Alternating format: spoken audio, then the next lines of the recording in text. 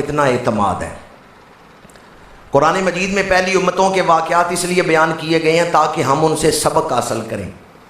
حضرت موسیٰ علیہ السلام قوم کو لے کے نکلے، آگے دریائے نیل، پیچھے فرعون کا لشکر، قوم گھبرا گئی، انا لمدرکون، ہم پکڑے گئے، اب ہم بچیں گے نہیں، آگے جائیں تو دریا میں ڈوبتے ہیں، پیچھے جائیں تو فرعون کی تلواروں سے کٹتے ہیں۔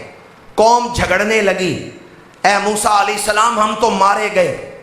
حضرت موسیٰ نہیں گھبرائے، قوم گھبرا گئی، حضرت موسیٰ نہیں گھبرائے، فرمایا انا معی ربی، میرا رب میرے ساتھ ہے، سیہدینی، وہ مجھے راستہ دکھائے گا۔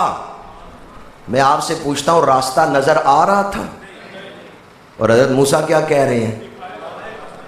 راستہ نظر نہ آئے اور پھر یہ کہنا کہ رب راستہ دے گا، یہ ایمان ہے۔ راستہ نظر نہیں آ رہا، پیغمبرانہ شعور کی بات نہیں کر رہا، وہ تو کمال درجے کا، نبی کے علم کی بات نہیں کر رہا، نبی ایمان سمجھا رہے ہیں۔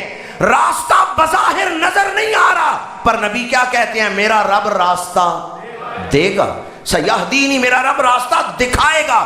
راستہ نظر نہ آئے پھر کہنا کہ کوئی ہے جو مجھے راستہ دکھائے گا، یہ ایمان ہے۔ اور راستہ نظر آ رہا ہو اور بندہ کہے بھی میں مومن ہوں، میں مومن ہوں، پھر تو نے راستے پر ایمان رکھا ہے، رب پر ایمان نہیں رکھا۔ اسباب سامنے ہیں اور بندہ پھر کہے کہ میں مومن ہوں، میں مومن ہوں۔ قرآن مجید نے تو ابتدا میں بتا دیا مومن کون ہے، ھدی للمتقین الذین یؤمنون بالغیب، جو بن دیکھے ایمان لاتے ہیں۔ حضرت موسیٰ علیہ السلام نے پہلے قوم کو ایمان سمجھایا ہے، راستہ نظر نہیں آ رہا پر رب میرے ساتھ ہے۔ اللہ ساتھ ہو، راستہ نہ بھی ہو، رب راستہ بنا دیتا ہے۔ پھر قوم کے لیے راستہ بن گیا یا نہیں؟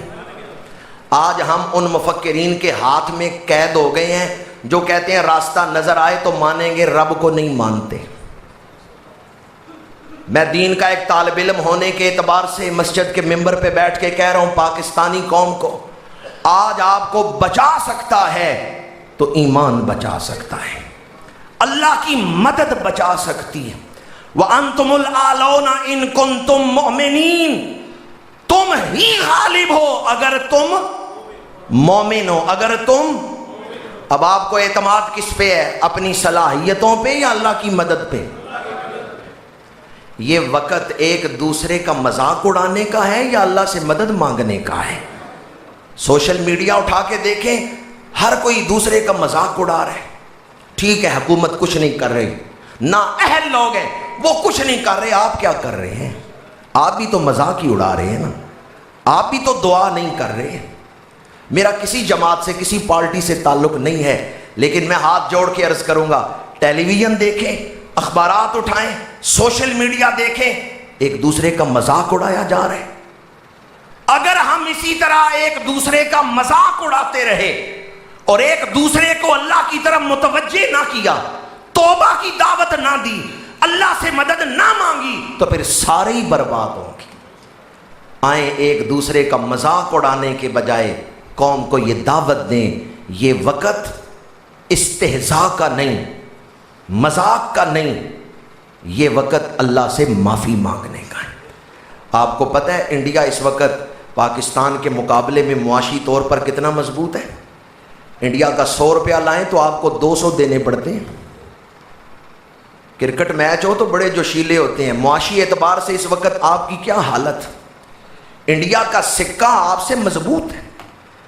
ڈالر کہاں پہنچ گیا ہے اور کتنی تیزی سے پاکستان کے حالات بگڑ رہے ہیں۔ دشمن تو چاہتا ہے کہ کسی ملک کے حالات اس طرح کے بنے جس طرح پاکستان کے بنے ہوئے ہیں۔ جس طرح کے حالات میں اس وقت ہم پھنس چکے ہیں، دشمن چاہتا ہے کسی قوم کے حالات اس طرح کے بنے تاکہ انہیں شکنجے میں پھنسایا جائے۔ یہ وقت توبہ کرنے کا ہے، یہ وقت اللہ سے معافی مانگنے کا ہے۔ اور ہم کس چیز میں مصروف ہیں؟ ماہ رمضان کے روزے نہیں رکھ رہے، اللہ مدد فرمائے گا۔ تراویاں نہیں پڑھ رہے، اللہ مدد فرمائے گا۔ ماہ رمضان کی بے ادبی میں نے کئی دفعہ سفر کے دوران رمضان شریف میں دیکھا ہے گاڑیوں میں لوگ بیٹھے کھا رہے ہیں، رکشے میں بیٹھے ہیں چیچی میں کھا رہے ہیں، سڑک پہ چلتے ہوئے کھا رہے ہیں۔ اللہ مدد کرتا ہے پر ان کی کرتا ہے جو اللہ کی طرف جھکتے ہیں، جو اللہ سے مدد مانگتے ہیں۔ ہمارے کام ہو اللہ کے دشمنوں والے اور ہم یہ امید رکھیں کہ اللہ کی دوستی کے مقام پر فائز ہو جائیں گے۔ آج آئیں ہم سارے جو اس مسجد میں بیٹھے ہیں اپنی قوم کی طرف سے اللہ کی بارگاہ میں معافی طلب کریں۔ یہ وقت میں دوبارہ عرض کر رہا ہوں، اگر کسی کو ڈوبتی ہوئی کشتی نظر نہیں آ رہی تو وہ اپنی آنکھوں کا علاج کروائے۔ اگر کسی کو اس وقت قوم کے حالات نظر نہیں آ رہے تو اپنی سمجھ کا علاج کروائے۔ اس وقت تو تھوڑی بہت سوجھ بوجھ رکھنے والا بھی دیکھ رہا ہے کہ پاکستانی قوم کے حالات بڑے ہی ناگفتہ بے ہیں، معاشی حالات انتہائی بگڑ رہے ہیں۔